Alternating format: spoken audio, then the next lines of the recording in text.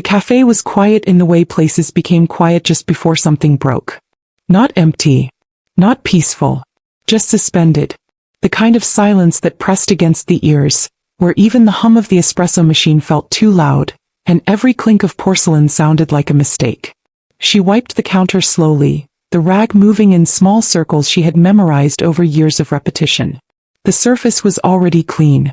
She wasn't wiping for cleanliness. She was wiping to steady her hands. Her name didn't matter here. No one ever asked it. To customers she was just the waitress. To management she was replaceable.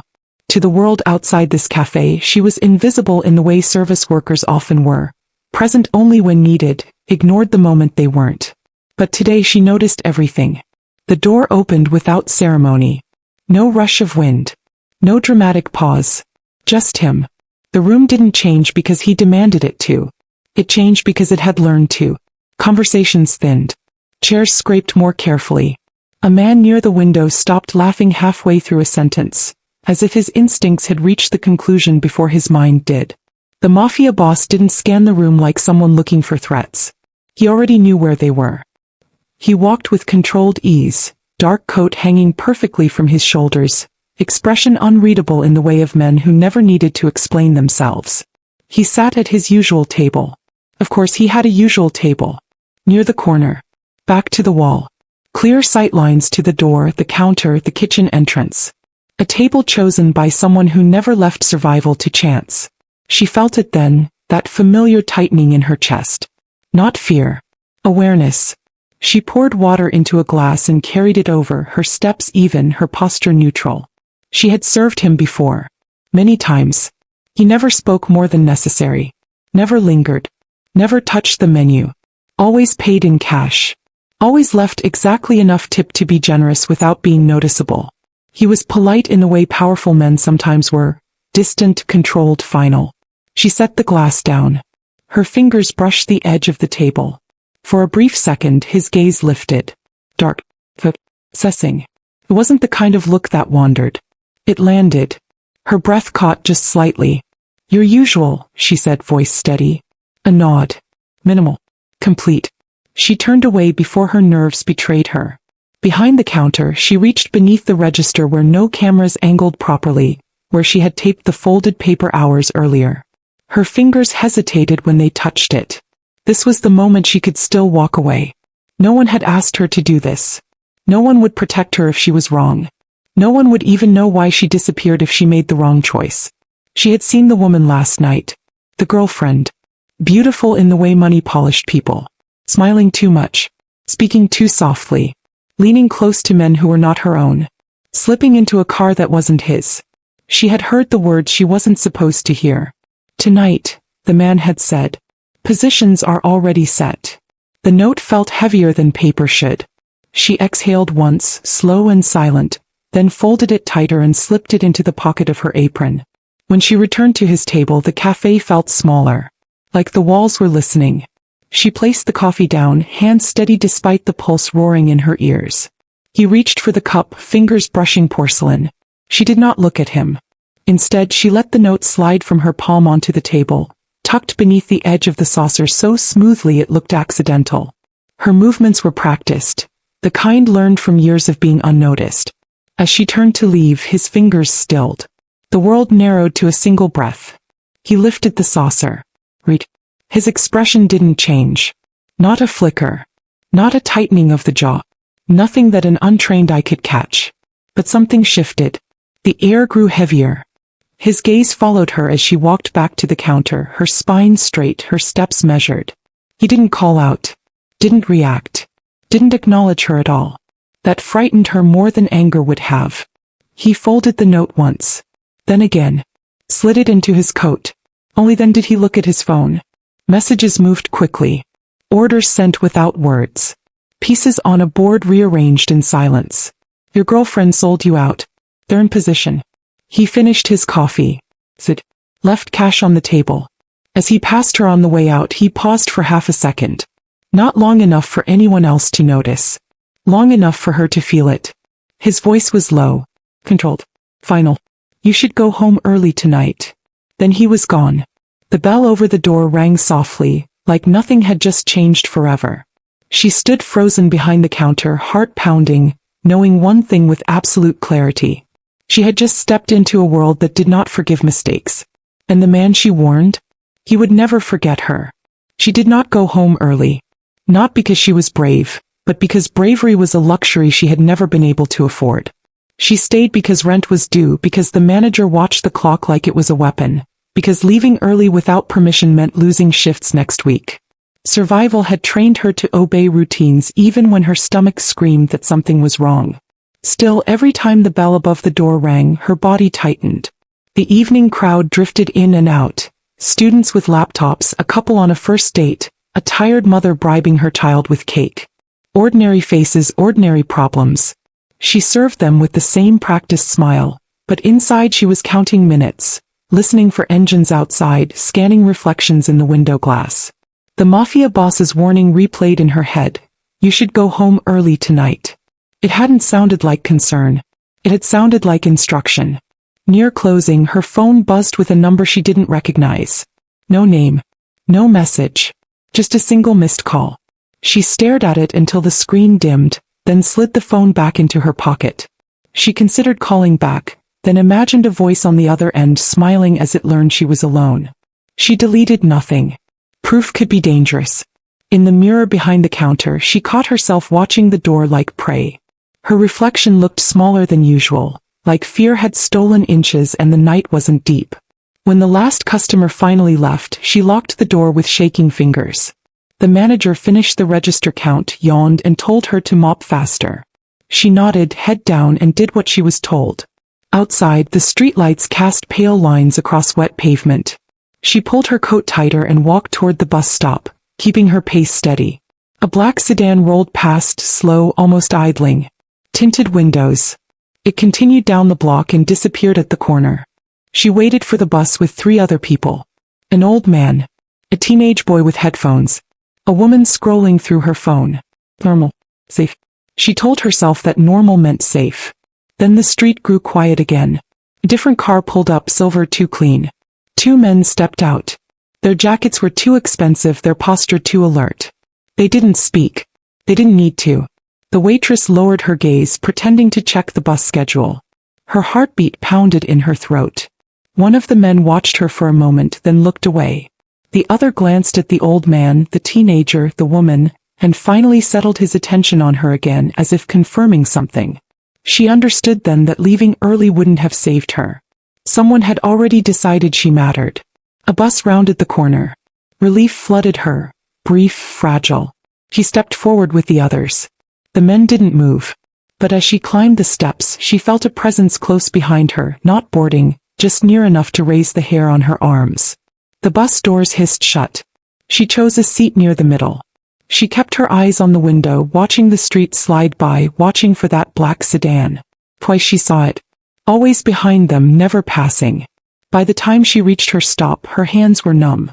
She walked faster than usual, cutting through the small park instead of taking the longer route around. The park lights were dim. The path was empty. Halfway across, she heard footsteps. Not hers. She stopped. The footsteps stopped too. Her lungs tightened. She turned slowly. A man stood near the trees, phone pressed to his ear. He didn't look at her. He looked past her like she was scenery. Then he spoke quietly in a language she didn't understand. Korien. The sound hit her like a warning. Not because she knew the words, but because she knew who spoke Korean like that. Smooth, clipped, confident. Not locals. People who belonged to him.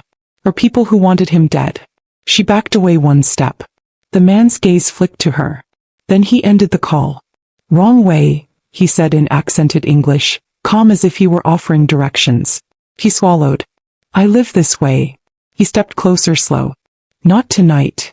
Panic rose. She pivoted to run. A hand closed around her wrist before she could take 2 steps, grip iron strong, yanking her back. She stumbled, barely catching herself. Please, she breathed. I don't have anything. I know, the man said. That's why you're alive. Alive. The word was not comfort.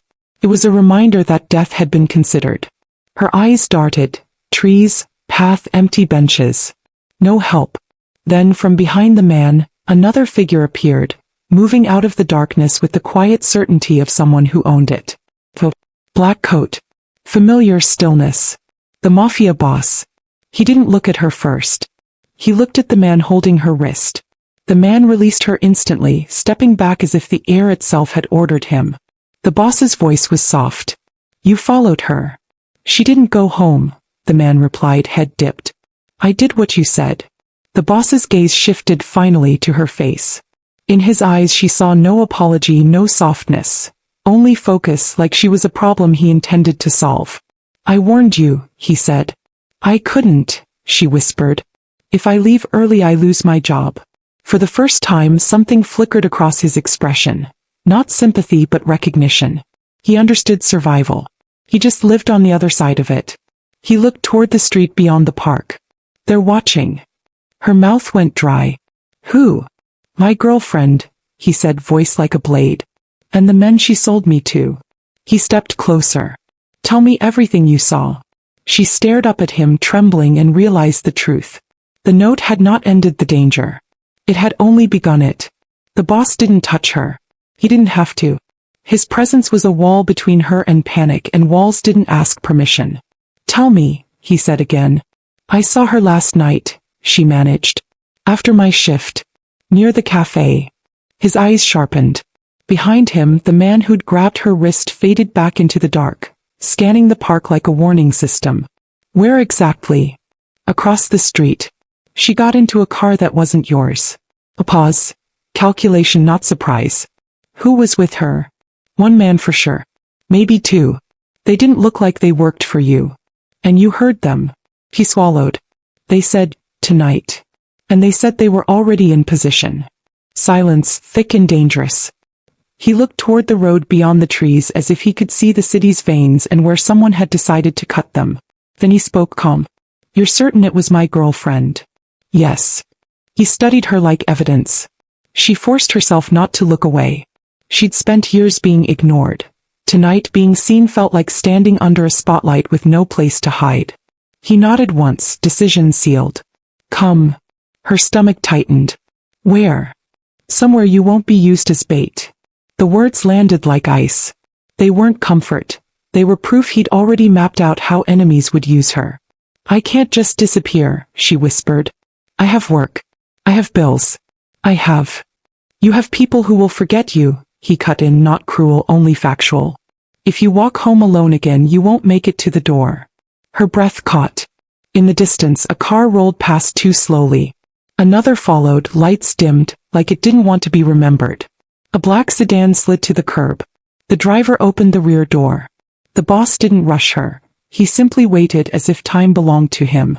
She looked toward the street, imagined the silver car, the quiet men, the park turning into a trap.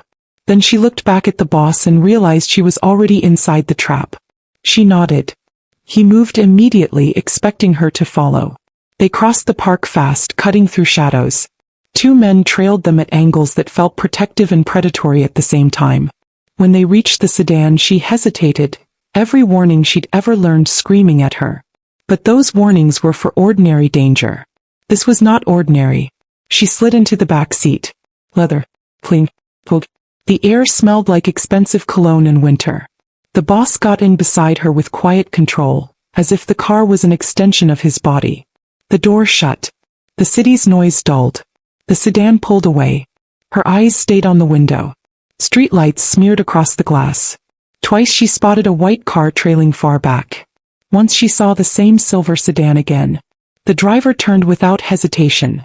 Side streets, narrow lanes, places where cameras were scarce and witnesses rarer. Her hands twisted in her lap. Why would she do it? She whispered. He didn't answer at first. When he did his voice was flat. Greed. Fear. Another man. It's always one of those. And you didn't know? No, a beat. Or I didn't want to. That admission startled her. Not because it made him weak, but because it proved power didn't protect anyone from denial. The car slowed at a red light. On a corner ahead, two men stood smoking, watching traffic too closely. One lifted his chin slightly, eyes following their sedan. The boss's hand rose, hovering near her knee, not touching but ready. The light changed.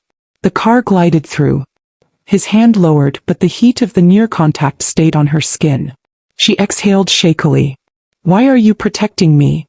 He turned his head fully, gaze locking on her. Because you interfered. That's not a reason. It is in my world. His voice was even. People who interfere become leverage. Either for my enemies, or for me. Her stomach dropped. For you. His mouth tightened, not quite a smile. You warn me. That makes you valuable. And it makes you a risk. Risk. Valuable. Words no one had ever placed on her. She stared at him, anger flickering under fear. If you were in my place, she said, would you have stayed quiet? For a moment he didn't respond. The car turned onto a darker street, streetlights spaced far apart. His eyes stayed on hers as if the question wasn't about right and wrong, but about who a person truly was. Then he said, no. The single word hit harder than any threat. It felt like recognition. Like permission to exist. If you're feeling the tension right now, tap like, because it means you're right there with her. He looked forward again. We're crossing a line tonight, he said. Once you cross, you don't go back. Her chest tightened. What line? The line between being unseen, he said slowly, and being involved. The sedan turned into an underground garage. The door rose, swallowing them into concrete and fluorescent light. The car parked near a private elevator, far from the main entrance. He leaned closer, voice low. From this moment you do what I say. Not because I'm kind. Because I want you alive. Alive. Again that word, like a verdict. He stepped out first. A second later he offered his hand. Not romance. Not rescue. A command wrapped in controlled courtesy. He took it. And as her fingers closed around his, she understood she wasn't just stepping into his world. She was being counted by it. The elevator doors slid open with a soft chime. Inside, a security panel glowed, requiring codes she didn't have. Men in suits nodded at him without speaking, eyes flicking to her like she was a new asset being logged. Her cheeks burned, but he didn't release her hand. He kept her close and the building obeyed. The elevator ride was silent except for the soft hum of machinery and the faint echo of the city buried above them. She stood close enough to the boss to feel the heat from his coat, close enough that stepping away would have felt deliberate. No one spoke. No one needed to. This was not a place where questions were encouraged. When the doors opened, the space beyond was not what she expected. No gold. No excess. Just clean lines, muted colors, and an order so precise it felt intentional rather than luxurious. Men moved with quiet efficiency, eyes alert, expressions neutral. Every step echoed control. He guided her forward with a light pressure at her back, steering rather than touching. She noticed how everyone adjusted when he passed. Subtle shifts, lowered voices, widened paths. Power didn't announce itself here. It was understood. A woman approached, tall and sharp-eyed, dressed in black. Her gaze flicked to the waitress, then back to him. She's clean, the woman said. For now. For now, he repeated. That's all I need. The woman nodded and walked away, already speaking into an earpiece. They entered a room with floor-to-ceiling windows overlooking the city. The lights below looked fragile from this height, like stars someone could crush with a thumb. He released her hand for the first time since the park. Sit, he said. She obeyed, perching on the edge of a leather chair, hands clasped tightly. He remained standing, phone in hand, attention split between messages and the city outside. Your girlfriend, she said quietly. She knows I warned you. Yes. Her pulse jumped. Then why am I still alive? He turned, studying her. Because killing you now would confirm everything. To her. To them. He stepped closer. They're waiting for me to react. To panic. To move too fast. And you won't. No, a pause. I'll let them think the trap is working. The word settled over her like a shadow. Her throat went dry. What part am I in that trap? His eyes didn't soften. The part where they underestimate you. She stared at him. You're using me. I'm protecting you, he corrected. By making you useful. Useful. Again that word, sharp and double-edged. He moved to a console on the wall, pulling up camera feeds. Streets, buildings, entrances. Faces she didn't recognize, cars she'd already seen tonight. The silver sedan appeared on one screen, parked 2 blocks away. They're close, she whispered. They've always been close, he said. You just noticed. Minutes stretched. Men came and went murmuring updates. Every so often his phone vibrated. Each time his expression grew colder, more precise. Finally he looked at her again. They're going to make a move tonight. Her breath caught. Here. No, his gaze sharpened. On you. Fear surged. She stood abruptly. Then let me leave. I'll disappear. I won't tell anyone anything. You won't make it 3 blocks, he said calmly. They don't need you alive. They need you as proof. She sank back into the chair, legs weak. What do you want me to do? For the first time he hesitated. It was brief, almost invisible, but she felt it. Then he spoke. You'll go back to your routine. Her head snapped up. You said. I said I wanted you alive, he cut in. Not hidden. Hidden people invite questions. Her hands trembled. You're sending me back out there. With eyes on you, he said. With protection you won't see. And with a message they will. What message? That you are not important enough to change my plans. She laughed weakly. You just told me I'm valuable. Value, he said softly, is invisible until it's exploited.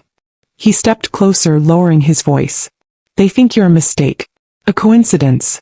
They will test that assumption. And if they're wrong, then they reveal themselves. Her chest tightened. And if I'm wrong about you? He held her gaze, unblinking. Then I fail. The admission felt heavy. Dangerous. An aide entered, whispering something urgent. His jaw tightened. He nodded once. They're moving, he said. The girlfriend included. The word girlfriend sounded foreign now, stripped of affection, reduced to liability. He turned to her. You leave in 10 minutes. Same bus. Same route. She shook her head. I can't. You can, he said. Because you already did the harder thing. Her mind raced. Cafe lights, footsteps, hands grabbing her wrist. I'm not brave. No, he agreed. You're honest. That's worse for them. He picked up his coat, then stopped. Slowly, deliberately, he reached into his pocket and placed something on the table in front of her. A phone. No numbers, he said. No name. One button. If you feel threatened, press it. And then, he said quietly, everything changes. She stared at the phone like it might burn her. Why me? She asked again, softer this time. He looked at her for a long moment. Because you saw betrayal and didn't look away. The elevator ride down felt longer. When the doors opened to the garage, the city waited, patient and cruel. The black sedan was ready. So was the night. As she stepped back into the world she'd tried to survive quietly, she understood the truth he hadn't said aloud. The trap wasn't just for his enemies. It was closing around all of them. The cafe lights flickered once before settling into their usual dull glow, as if the building itself sensed the tension and tried to pretend it didn't exist. She tied her apron with fingers that no longer shook. Fear had burned itself down into something quieter, something sharper. Resolve. The phone sat heavy in her pocket. No screen. No name. Just one button. Outside the city moved on. Inside every sound felt amplified. The grinder, the register drawer, the scrape of chairs. She worked like nothing had changed because in her world acting normal was the oldest form of armor. The bell rang. Her breath stalled. But it was only a delivery driver. Then a woman ordering tea. Then 2 men arguing softly near the window. Time stretched. The trap waited. She didn't look for danger anymore. She let it come to her. Across the street the silver sedan parked again. This time it didn't pretend otherwise. 2 men stepped out, leaned against the hood, watched the cafe openly. No rush. No masks. Confidence like a threat.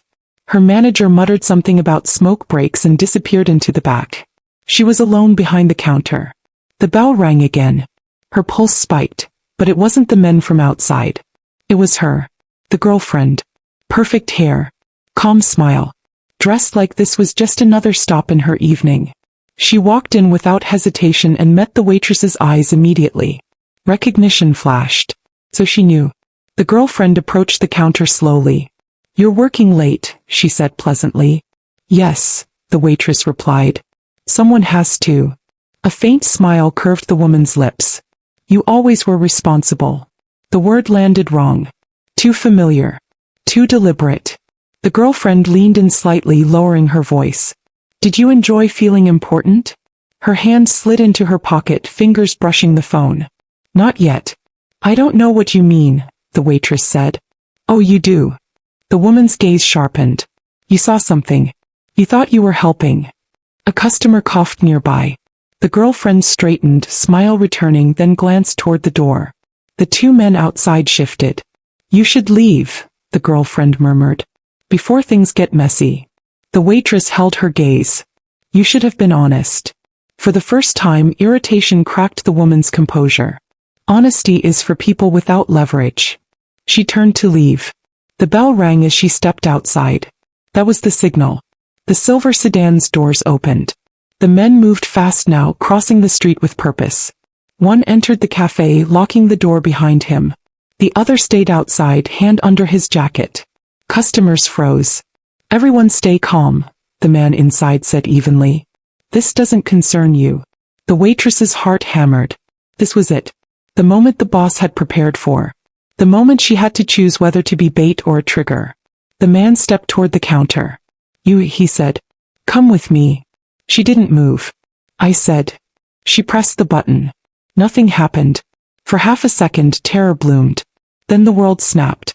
The cafe windows shattered inward as black vehicles screeched to a halt outside. Doors flew open. Men poured in with precision that bordered on violent choreography. The man near her barely had time to turn before he was disarmed and slammed into the floor. The outside man went down just as fast. Customers screamed. Someone cried. Someone dropped to their knees. Through the chaos he entered. The Mafia boss didn't raise his voice. He didn't rush. He walked in like the outcome had already been decided. His gaze found her immediately. She was still standing. Good. His girlfriend stood frozen near the door, eyes wide, fury and disbelief battling on her face. You lied, she said to him. For her. He stopped in front of her. You sold me. You would have survived, she snapped. You always do. He leaned in close, voice deadly quiet. Survival without loyalty is just delay. She looked at the waitress, then truly looked, as if seeing her for the first time. She's nothing. The boss turned slightly, placing himself between them. The gesture was small. Final. She warned me, he said. That makes her everything. His men moved. The girlfriend was restrained, screaming now, rage spilling over into desperation.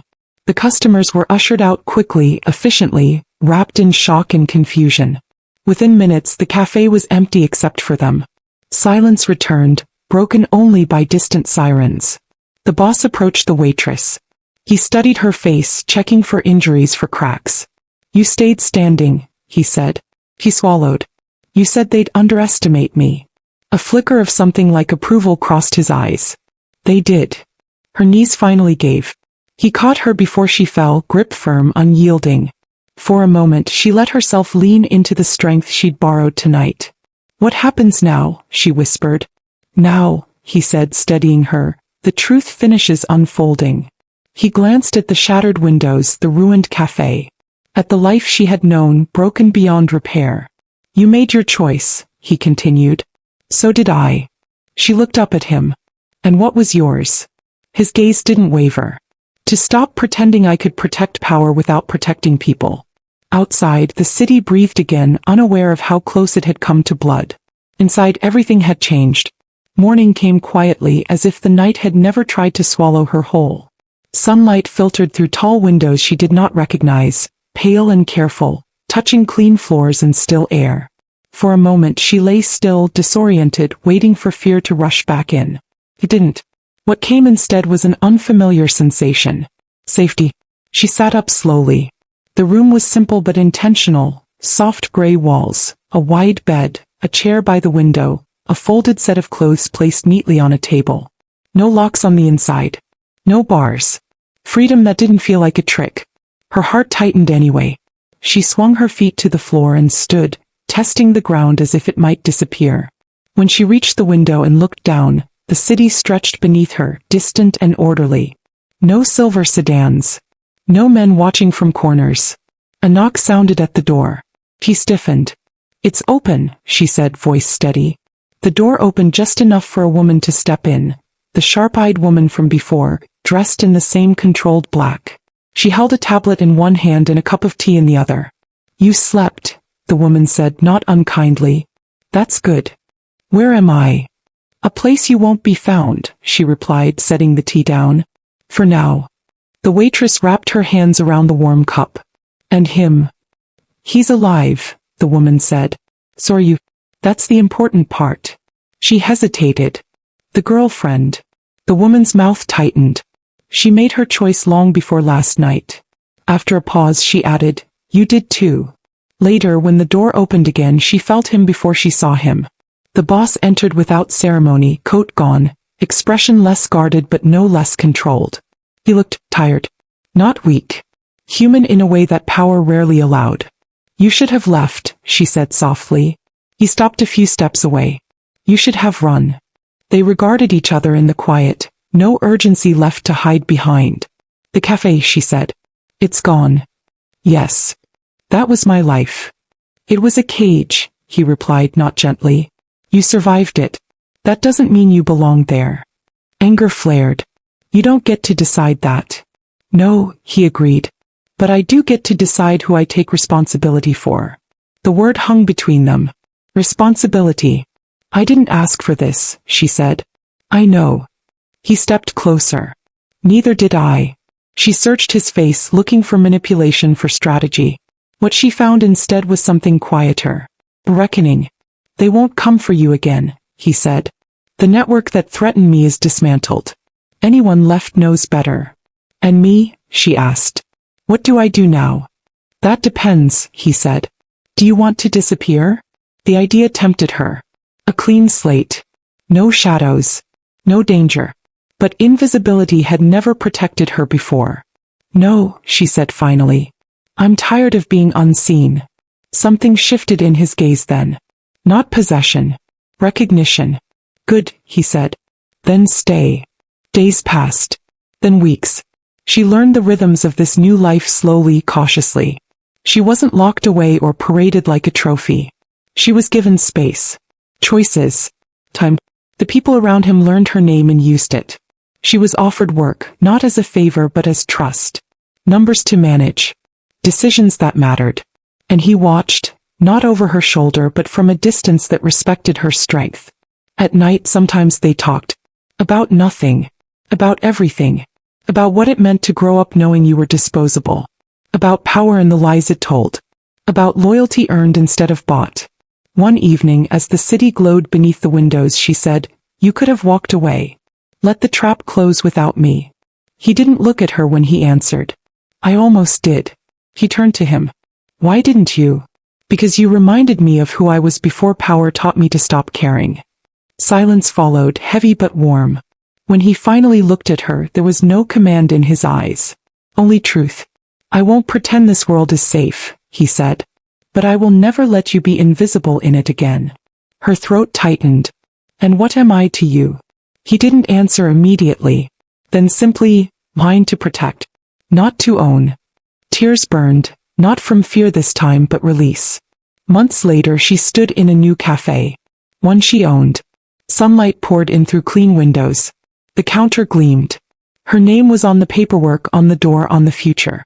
He stood across the room, watching her with the same steady focus he once used to scan for threats.